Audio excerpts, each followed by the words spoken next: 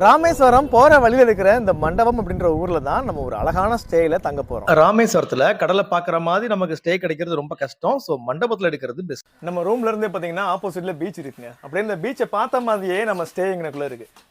நம்ம ரெசார்ட்டுக்கு முன்னாடியே பீச் இருக்குங்க. அப்ப அங்கதான் குளிக்க போறோம் வாங்க. இந்த கடல்ல ஆழம் ரொம்ப கம்மியா இருக்கிறதுனால நீங்க கிட்ஸோட இல்ல ஃபேமிலியா குளிக்கிறதுக்கு நல்லா இருக்கும். இங்க இருக்கிற ரூம்ஸ் எல்லாம் பீச்சை பார்த்த மாதிரி இருக்கிறதுனால நீங்க மண்டபத்துல தான் இருக்கிறோமா அப்படின்னே தெரியாத அளவுக்கு இருக்கும். அது மட்டும் இல்ல, இந்த ரூம்ஸ் ஃபுல்லாமே பாத்தீங்கன்னா உடன் பினிஷிங்ல தான் இருக்கும். சோ ஒரு மர வீட்டுல தங்கின ஒரு எஃபெக்ட் உங்களுக்கு இருக்கும். பெட் எல்லாமே நீட்டா இருக்கும். நீங்க சாப்பிடணும் அப்படின்னா ரூம்ல இருந்து சாப்பிடணும் அவசியம் இல்ல. இந்த மாதிரி டைனிங் டேபிள் ஓப்பன் ஏரியால இருக்கு, சாப்பிடலாம். ப்ளூ வாட்டர் பாரடைஸ்ன்றதுதான் இந்த இடத்தோட பேரு. அது மட்டும் இல்ல, இங்க இருந்து ஃப்ரண்ட்ல பாத்தீங்கன்னா ஒரு அழகான சன்ரைஸ் நீங்க பார்க்கலாம். பக்கத்திலேயே மீன் எல்லாம் கிடைக்கும். அதை வாங்கிட்டு வந்து இவங்க கொடுத்தாலும் சமைச்சு தருவாங்க. உள்ளேயே கிச்சன். இந்த ஸ்டேக்குள்ளேயே பாத்தீங்கன்னா நிறைய பேர்ட்ஸ் எல்லாம் உங்களால பார்க்க முடியும். நிறைய கூண்டெல்லாம் வச்சு இங்க மெயின்டைன் பண்றாங்க. ஃபேமிலியா வந்தீங்கன்னா இதுவும் டைம் பாஸ் ஆகும் உங்களுக்கு. இந்த கூண்டுக்குள்ள பாத்தீங்கன்னா ஆப்பிரிக்கன் லவ் பேர்ட்ஸ் எல்லாம் இருக்கு. நிறைய பேர் ஃபேமிலியா வரும்போது உங்களுக்கு டிரான்ஸ்போர்ட்டிங்க்கு வந்து கேப்லாம் நீங்க பிடிக்க வேண்டியது இருக்கும். இல்ல பைக்ல வர்றது ரொம்ப லாங்கா இருக்குன்னு ஃபீல் பண்ணீங்கன்னா மதுரையிலேருந்து ராமேஸ்வரத்துக்கு ட்ரெயின் வருதுங்க.